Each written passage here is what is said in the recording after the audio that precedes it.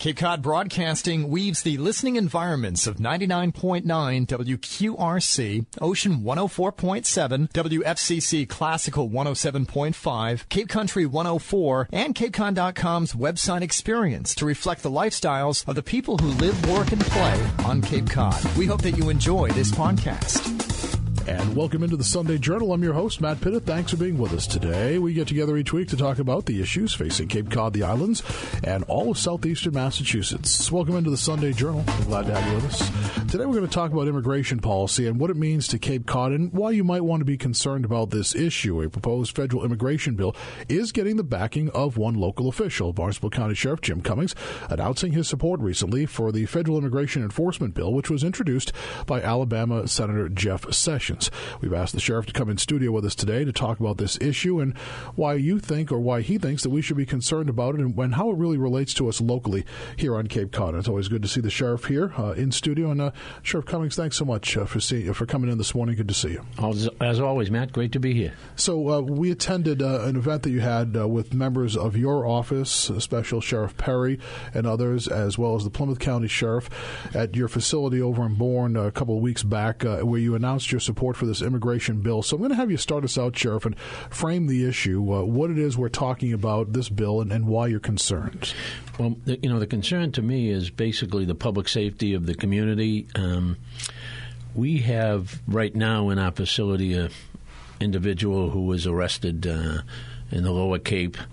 He overstayed a visa some years ago, has been in the country illegally ever since. And since then, he's got himself arrested on several occasions, this most recent one for assault and battery with a dangerous weapon and child pornography. So the Massachusetts courts are holding him on $10,000 cash bail right now. So when he came up to the Bourne facility, a couple of months ago now, we contacted ICE. That's when we found out that he had overstayed his visa, and we asked them if they would consider filing a federal detainer or an immigration detainer on him, so that if someone came up with that bail, we could then turn him over to ICE and we wouldn't release him back into the community, which is our concern. And, after a lot of discussions with ICE folks, it turns out that they've decided right now the best they can do for us is call us when he's going to get bailed out, and we'll see what we can do then. Here's an individual who's in the country illegal in the first place, and now he's not only here illegal, but he committed the crime. So, in my way of thinking, and what Senator Sessions' bill does is, you're here illegally and you commit a crime, you're gone. You go back to where you came from, and I think ICE now wants folks to be convicted. And the way I look at it, if you're here and you commit a crime and you're here illegal to begin with, there shouldn't be any question. You should just be sent back to wherever you came from. And Senator Sessions' bill addresses these issues and will resolve those issues among doing several other things that are going to help local law enforcement when they get involved with this immigration issue. Now, I know during the event here, I'm looking at our story that we had from that day on CapeCod.com, you called it a failed immigration policy. So let's really kind of lay this out, because it is a little bit confusing. I think we want the listeners to fully understand. So ICE, Immigration Customs Enforcement, if this person, specifically in your case, if this inmate is released, they want you to detain him, but you don't really have a way to do it, and it sounds very confusing. Right. Without right now, I'm able to hold him because the Orleans District Court has given me paperwork that says this individual is to be held on $10,000 cash bail. So if someone comes into the correctional facility this afternoon with $10,000 and posts his bail, I have no authority to hold him whatsoever. Now, ICE wants a phone call, and I'm not sure whether it would be an hour or 4 hours before they can actually get there. But, in the past, when we had secure communities, when we were working under the Secure Communities Act, they would issue the detainer fairly quickly. And, he's been with us for 2 months now, so I don't understand why in the past 2 months they haven't been able to work in whatever their process is and come up with the necessary probable cause to hold this fellow on a detainer. And I know it's not it's certainly not the local agents or the agents from ICE that we deal with. This is a Immigration Customs Enforcement policy that they have, and Senator Sessions and I think any law enforcement. We saw a good example of what happened down in San Francisco, where the individual was arrested several times and ended up killing an innocent young lady on a pier down there. And everybody's pointing the finger at everybody else, and the last person to release that individual was the sheriff. So the sheriff down there ends up taking for the hit for this, when in fact it's a failed immigration policy that has resulted in that incident. Now, during your event, this person's been identified, Nikolai Simonov. I believe I have that right, Nikolai Simonov. So, as you said, Sheriff, he's being held right now in your facility on a local charge, basically, out of the town of Orleans. Correct. Right? So, the issue, though, is that if that person is able to reach the bail, at that point, you don't really have any authority to continue to hold him. And perhaps that if he makes the bail and then you continue to hold him, is there potential liability, do you think, for yourself or for your department? Yeah, there is liability at that point in time. And I'm not saying I wouldn't do everything I could to hold him as long as I can to get the necessary paperwork to hold him, but I'd be putting myself and the sheriff's office at risk for a suit. It's almost like kidnapping. Mm-hmm. But it sounds like, so at the crux of this, it seems to be broken somewhere along the way, because ICE wants you to hold the person, but they or the federal government isn't giving you a real mechanism to do it. Correct. They're pretty much certain crimes now that they've identified that they want to have a person convicted, an illegal immigrant convicted of those crimes, before they issue any type of paperwork on them. And to me, that doesn't make any sense at all. During your event, Sheriff McDonald was with you as well from Plymouth County, and in fact, he has even more of inmates like this than you do, right? Sheriff McDonald and actually Sheriff Hodgson down in Bristol County have contracts with ICE to hold federal detainees. In Sheriff McDonald's case, a few months ago, he had 350 ICE detainees at the Plymouth Correctional Facility. Now he's down to 50, so it just shows how they've relaxed their policy so that there are more criminal illegal aliens in our communities right now. And those are the ones I'm concerned with. I'm concerned with the individuals that have committed crimes. They're here illegal to begin with, and they've committed crimes while they're here. I mean, to me, it makes no sense to allow these people to stay in our communities. So are you also an ICE facility? Do you have a contract as well, or no? No, we do not. But so you have this inmate because, again, he's here on a local charge, right, not because he's here under federal immigration detention. Correct. So if you're just joining us, by the way, today on the Sunday Journal, thanks for being here with us. We appreciate you joining us. We're speaking with Barnstable County Sheriff Jim Cummings as we talk about some immigration legislation that he is supporting. A couple weeks back, the sheriff held a press briefing outside his facility out at Joint Base Cape Cod there at the sheriff's office to talk about his support and desire to get this legislation passed by Alabama Senator Jeff Sessions. And we're talking about what the issue is with this policy and how in the situation here on the Cape, there is a person in custody right now who, if is able to meet his $10,000 bail on his current local charges, would not be able to be held even though he is now in this country illegally. So, Sheriff, let's get into some detail now about what Senator Sessions is proposing. Sure. He's come up with some legislation, and actually, there's several different sections in the legislation. Some of the ones that we're interested in from the law enforcement side, localities' explicit congressional authorization to enact and enforce their own immigration laws as long as they are consistent with federal law, and to assist in the enforcement of federal immigration laws. It also requires immigrants, violators, to be in the National Crime Information Center database, which local police and state police have access to. It also ensures the states have access to federal programs or technology directed broadly at identifying inadmissible and deportable aliens. And then there's a section that mandates that state and localities provide DHS, Department of Homeland Security, in a timely manner with information on each alien they apprehend who is believed to be in violation of immigration laws of the United States. And there's a section that provides grants to states and local police agencies for procurement of equipment, technology, facilities, and other products that facilitate and directly relate to investigating, apprehending, arresting, detaining, or transporting aliens who have violated the immigration laws of the Commonwealth.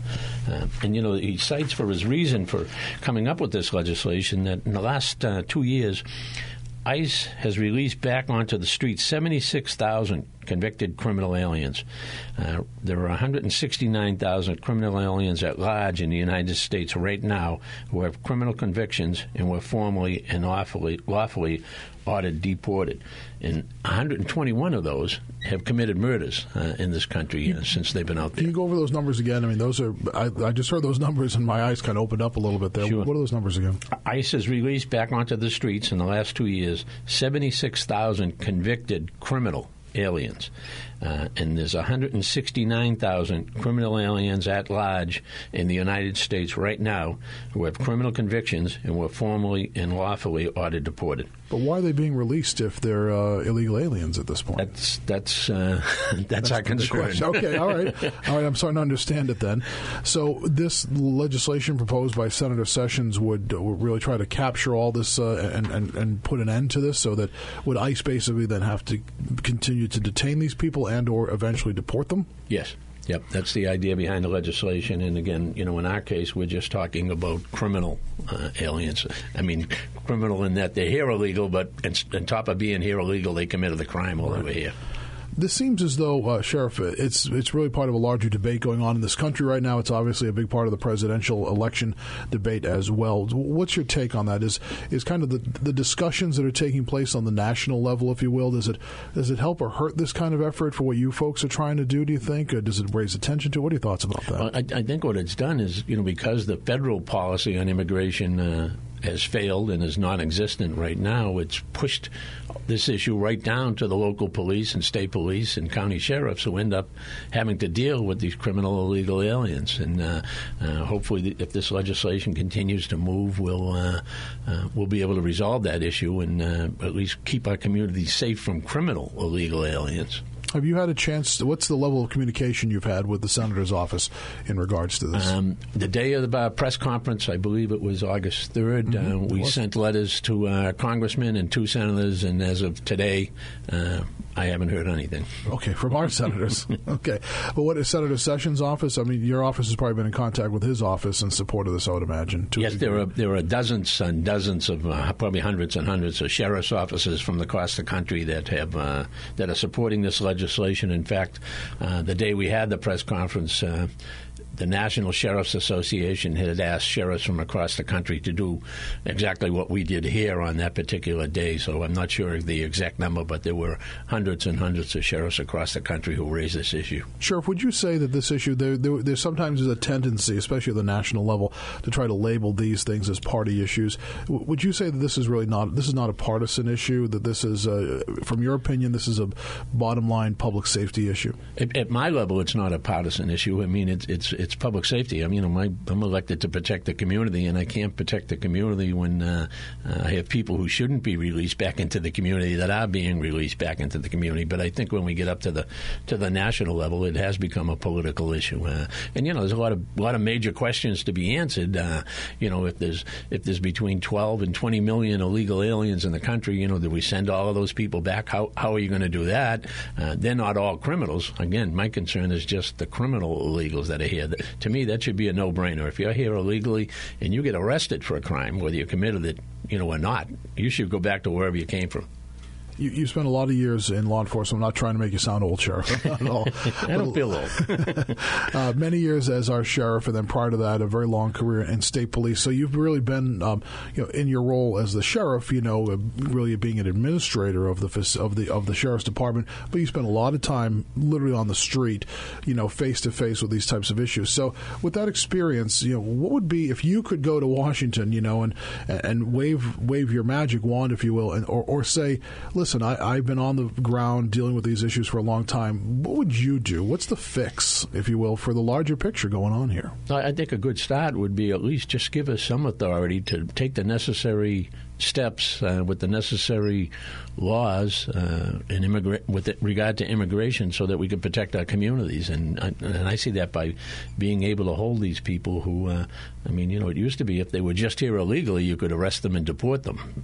At least let us, if they're arrested for committing a crime and they're here illegal, and I know I've said this several times, but that's pretty much where I'm coming from, is let's get them out of our community. Mm-hmm. Barnstable County Sheriff Jim Cummings is my guest today on the Sunday Journal as we talk about this federal immigration legislation that he is supporting. So, Sheriff, you and your fellow law enforcement officers, as you said, from around the country earlier this month got together to support this proposed legislation by Senator Sessions. So let's talk about, if you would, what the strategy is moving forward. You know, we have a pretty divided, Congress right now. Getting anything done is pretty difficult. So if you could give us some insight as to what, your strategy is, but, the larger strategy when you talk with your colleagues as to what you're going to be doing over the next, weeks and months at this point. I'm just going to keep the public aware of what's happening. Now my hope now is if probably the worst possible scenario, somebody shows up with $10,000 to bail this fellow and I have to let him go, we'll certainly make the public aware of that, and we'll do that with anyone else we get in the similar situation as well. I would just want the public to know if I have to release this fellow, I'm releasing him because I have no other alternative than to release him. What would be long term, do you think, in terms of maybe when you've been in conversation with Senator Sessions' office and, again, your colleagues, the chance of getting this through, at least starting the process of this legislation, is it in the process of at least getting some hearings at this point? Do we know? I'm not sure how far along it is. He just filed it, the beginning of August. Right. So, but again, it is an election year, so there's plenty of reasons to put it off. But, unfortunately, government sometimes is driven by tragedy. So if we have more and more people getting killed by illegal aliens, that might move it a little bit quicker as well, although that's certainly not the way we want to go with it. Yeah, it is unfortunate because, as you said, what's interesting is what's really bringing some extra attention to this is what happened in San Francisco, where that person is accused, that was an illegal alien who was released, right, I believe, and then allegedly committed a murder. And you had a statistic again earlier that and these are statistics from the federal government, I believe you gave us. Senator Sessions. Yeah. Yep. So that of the number of people that were released, several hundred have actually gone on to commit murders. 121 of those aliens released in order deported in the last few years, released by ICE, have been charged with additional homicide offenses. And at that point, though, they still remain in the court system. And still, at what point, though, does and I'm not the expert on federal immigration policy, but at what point is there just not a deportation? A lot of people are clamoring for that if you're here illegally and you commit a crime, why are you still here? Exactly. I mean, that's the question I want answered. Yeah.